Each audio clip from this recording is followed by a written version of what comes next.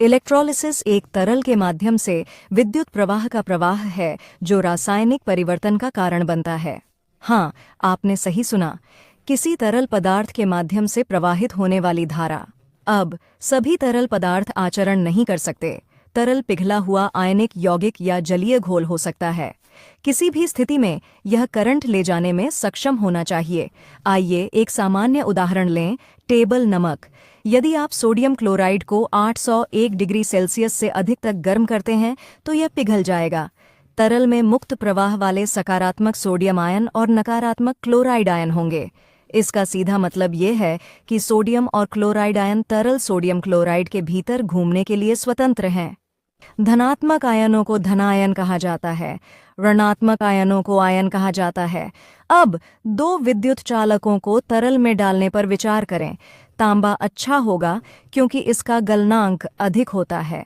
इस बिंदु पर आयनों को कुछ नहीं होता है, लेकिन अगर हम तांबे के दो टुकड़ों को विद्युत सेल या बिजली आपूर्ति से जोड़ते हैं तो चीज़ें दिलचस्प होने लगती हैं। किसी धातु में विद्युत प्रवाह को देखने के लिए हमें एक पल के लिए किनारे हटना होगा। हमारे पाठ धातु संरचनाओं का व्यवहार से हम जानते हैं कि धातु में इलेक्ट्रॉन विशेष परमाणुओं से बंधे नहीं होते हैं। वे इलेक्ट्रॉनों का एक समुद्र बनाते हैं जो संभावित अंतर या वोल्टेज लागू होने पर आसानी से स्थानांतरित हो सकता है। यह विद्युत सेल या बैटरी से हो सकता है। इलेक्ट्रॉन बैटरी के सकारात्मक टर्मिनल की ओर बहाव शुरू कर देंगे और जब करंट प्रवाहित होता है तो यही होता है। धारा आवेश की गति है, इस मामले में इलेक्ट्रॉन। अब आइए अपने पिघले हुए सोडियम क्लोराइड पर वापस जाएं। हमने अपने तांबे के तार जोड़ दिए हैं, चलो उन्हें इलेक्ट्रोड कहते हैं, और अब हम इन्हें एक विद्युत सेल से जोड़ देंगे। तारों में इलेक्ट्रॉनों का प्रवाह शुरू हो जाएगा और इससे एक इलेक्ट्रोड सकारात्मक रूप से चार्ज हो जाएगा और दूसरा नकारात्मक रूप से चार्ज हो जाएगा।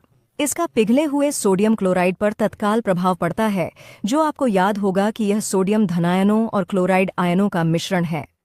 तरल में सकारात्मक रूप से चार्ज की गई कोई भी चीज, इस मामले में सोडियम आयन, नकारात्मक इलेक्ट्रोड की ओर आकर्षित होने वाली है, और नकारात्मक रूप से चार्ज की गई कोई भी चीज, इस मामले में क्लोराइड आयन, सकारात्मक इलेक्ट्रोड की ओर आकर्षित होने वाली है।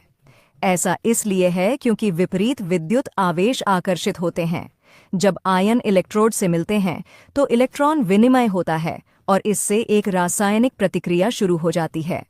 ठोस पदार्थ बन सकते हैं, गैसें निकल सकती हैं और नए विलयन छोड़े जा सकते हैं। ये सब तरल पर निर्भर करता है और इलेक्ट्रोड किस सामग्री से बने होते हैं। इस प्रक्रिया के बारे में हमारे पाठ इलेक्ट्रोड समीकरणों की व्याख्या में अधिक विवरण है। इलेक्ट्रोड के लिए विशेष नाम हैं, जो आमतौर पर तार के टुकड़े की तुलना में बड़े सतह क्षेत्र वाली धातु की प्लेटें होती हैं। सकारात्मक इलेक्ट्रोड को एनोड कहा जाता है, यह आयनों को आकर्षित करता है, और नकारात्मक इलेक्ट्रोड को कैथोड कहा जाता है, यह धनायनों को आकर्षित करता है। तरल प्रभावी ढंग से विद्युत धारा का संचालन कर रहा है।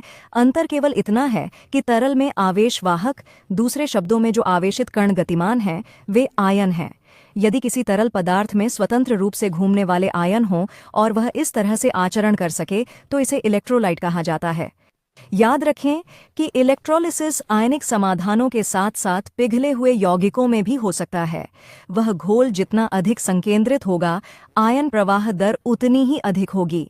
सेल में संभावित अंतर या वोल्टेज को बढ़ाकर आयन प्रवाह दर को भी बढ़ाया जा सकता है।